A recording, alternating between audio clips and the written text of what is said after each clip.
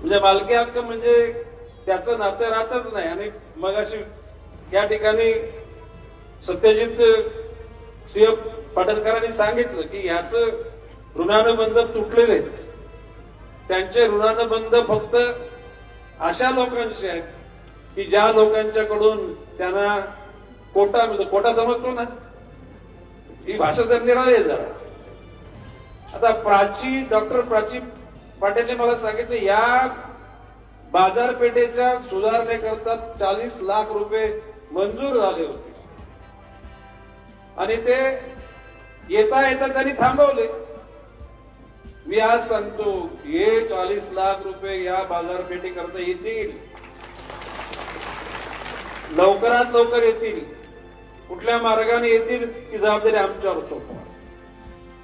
आज देशाचं नाव सर्व जगामध्ये ज्यांनी अतिशय भव्य दिव्य बनवलं ते 11 वर्ष पूर्ण केलेले पंतप्रधान नरेंद्रजी मोदी कालच केंद्र सरकारचा अर्थसंकल्प सादर झाला आणि त्यामध्ये आपल्या महाराष्ट्र राज्याला सुमारे 1 लाख कोटी रुपयाची त्या ठिकाणी तरतूद करण्यात आली. मगाशी सत्यजित पाटणकरांनी सांगितल्याप्रमाणे देशात नरेंद्र आणि महाराष्ट्रामध्ये देवेंद्र आणि देवेंद्र फडणवीस सारखा अतिशय ज्याला सोशल इंजिनिअरिंग निश्चित समजते, सर्व धर्म जात पंथ वर्ण वर्ग या सर्वांचा विकास व्हावा अशा विचारानं झपाटलेला मुख्यमंत्री हे तुमच्या आमच्या सर्वांचं भाग्य आहे. तुम्ही चिंता करायची गरज नाही. पालकमंत्री काय या जिल्ह्याचं पालकमंत्रीपद तर Ganesh Naik of the record घेतोय. ज्या ज्या अडचणी असतील त्या सांगा, त्या गोष्टी पूर्ण केल्या जातील. आता बाब अशी आहे की देशात भारतीय जनता पार्टी, राज्यात भारतीय जनता पार्टी, आता ह्या जिल्हा परिषद मध्ये मगाशी मी इथं चर्चा केली आपल्या अतुलजी भोसलेंच्या कॅम्पस मध्ये साधारण 35 एक जागा जिल्हा परिषद मिनिमम, म्हणजे जिल्हा परिषद कोणाची? भाजपाची. आता ही पंचायत समिती पण भाजपकडे आली पाहिजे आणि पुढच्या कालखंडामध्ये जे एक सज्जन, आता तुमच्या पाटण तालुक्यामध्ये सज्जन घराणी बरीच आहेत, परंतु या ठिकाणी ज्यांच्या नेतृत्वामध्ये या पाटण तालुक्याचा विकास झाला ते विक्रमसिंह पाटणकर हा पाटण तालुक्यातला 1 नंबर जंटलमॅन आहे. मी बोलतो कोणाचा ऑब्जेक्शन कोणाच आहे का? आणि म्हणून भविष्य काळामध्ये सत्यजित विक्रमसिंह पाटणकरला आमदार होण्याची माझी इच्छा आहे. तुम्हाला मंजूर आहे का?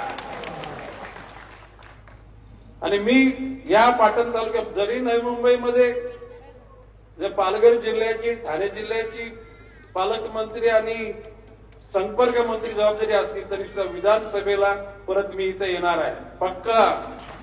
आणि पुढच्या वेळेला सत्यजित विक्रमसिंह पाटणकर आमदार म्हणून त्या ठिकाणी तुम्हाला घोषित करायचं आहे. आता राताराणी बाब या ठिकाणी बऱ्याचशा लोकांच्या अडीअडचणी निर्माण केलेल्या आहेत, ज्याच्यामध्ये जिती आणि निगडे ऐच्छिक जो प्रकल्प आहे त्याचा ऐच्छिक पुनर्वसन करण्याची भूमिका काही लोकांनी सांगितले. पैसे निघालेले आहेत. तुम्ही मला सत्यजितजी मला पत्र द्या, ही निवडणूक झाल्यानंतर 1 महिन्याच्या आतमध्ये तिथं मंत्रालयात बैठक लावून या गोष्टीचा निपटारा करून टाकू. आता मी वनमंत्री आहे. या ठिकाणी शेतीमध्ये डुकरं जातात, वांदरं जातात, माकडे जातात. आता सांगितलं गेले लोकांना नुकसान भरपाई लवकर मिळत नाही.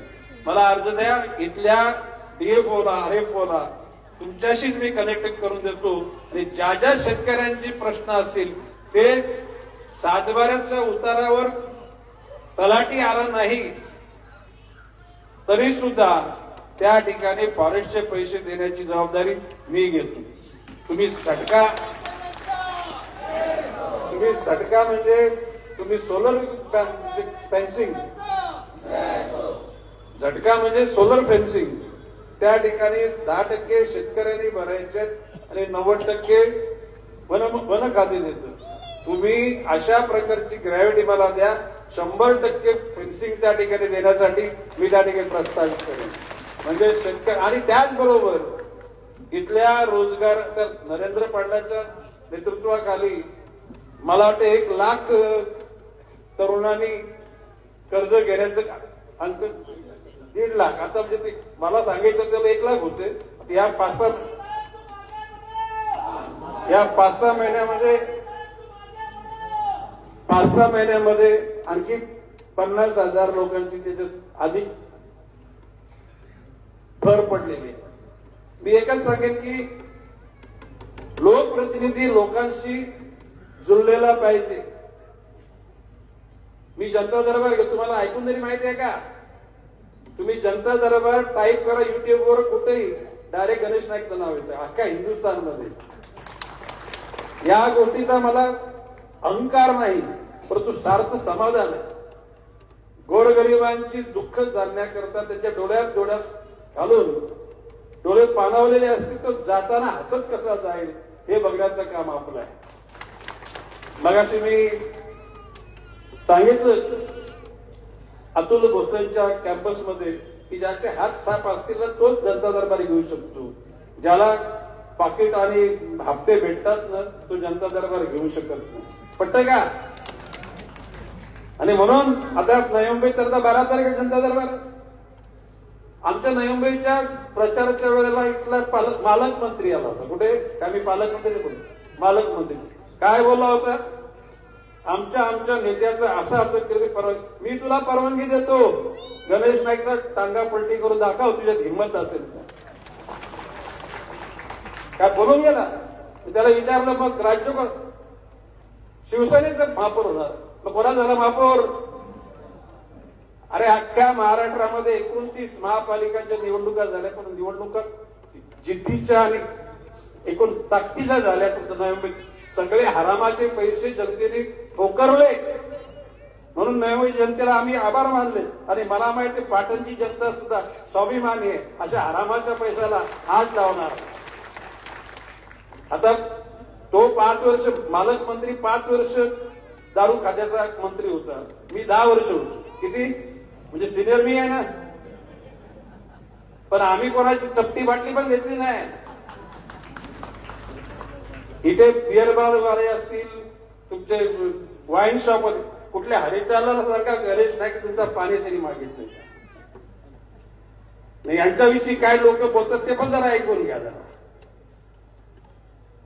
नवी मुंबईच्या जनतेत सारखं तुम्हाला आवाहन करेन, प्रामुख्याने डी.आर. पाटील, आता तिकडचे डी.आर. पाटील सगळे तुम्ही लोकांनी तिकडे आपले मतदार आहेत ना, यांच्यासाठी बस भरून घेऊन या, बस भरून घेऊन या.